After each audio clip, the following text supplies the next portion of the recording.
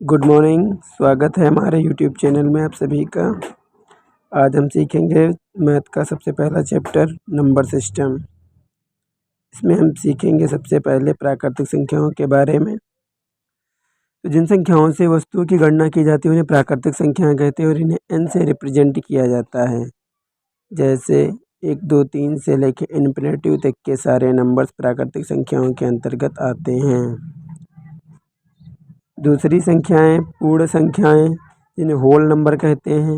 यदि प्राकृतिक संख्याओं के साथ शून्य को सम्मिलित कर दिया जाए तो वह सभी संख्याएं पूर्ण संख्याएं कहलाती हैं। अर्थात ये संख्याएं 0 से लेकर 0, 1, 2, 3 से लेकर इन्फिनेटिव तक पाई जाती हैं। इसके बाद हम सीखेंगे इंटीजर के बारे में। इंटीजर दो प्रकार के होते हैं, एक पॉजिटिव इंटीजर और नेगेटिव इंटीजर।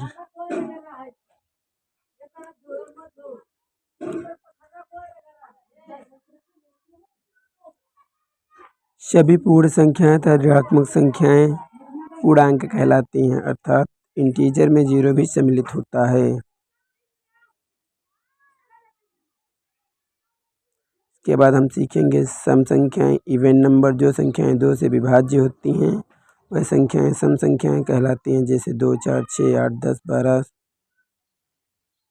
से लेकर अनंत तक। उसके बाद ऑड नंबर, विषम संख्याएं। जो संख्याएं 2 से विभाज्य नहीं होती हैं उन्हें विषम संख्याएं कहते हैं, जैसे 3, 5, 7, 9 ... अंत तक लेकर। उसके बाद हम सीखेंगे परिमेय संख्याएं। वह संख्याएं जिन्हें P/Q के रूप में लिखा जा सकता है और जहां Q 0 के बराबर नहीं होता है वह सभी संख्याएं परिमेय संख्याएं कहलाती हैं।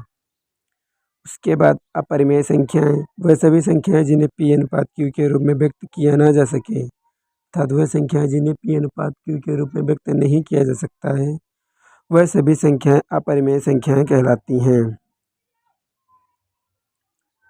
तो हम सीख चुके हैं परिमेय संख्याएं और अपरिमेय संख्याएं। उसके बाद आता है रियल नंबर, जिन्हें वास्तविक संख्याएं कहते हैं। तो परिमेय अथवा अपरिमेय संख्याएं वास्तविक संख्याएं कहलाती हैं। रियल, रेशनल और इरेशनल नंबर का संयुक्त रूप रियल नंबर कहलाता है। अभाज्य संख्याएं, जिन्हें प्राइम नंबर कहते हैं, वह संख्याएं जो एक और स्वयं के अतिरिक्त किसी अन्य से भाज्य न हो, अभाज्य संख्याएं कहलाती हैं। ये ऐसी संख्याएं जिनके केवल मात्र 2 गुणनखंड पाए जाएं, पहली संख्या 1 हो और दूसरी वह खुद हो, ऐसी संख्याएं अभाज्य संख्याएं कहलाती हैं। फिर भाज्य संख्याएं, वह संख्याएं जो एक और स्वयं के अतिरिक्त एक या अधिक अन्य संख्याओं के द्वारा विभाजित हो जाएं, वह संख्याएं भाज्य संख्याएं कहलाती हैं।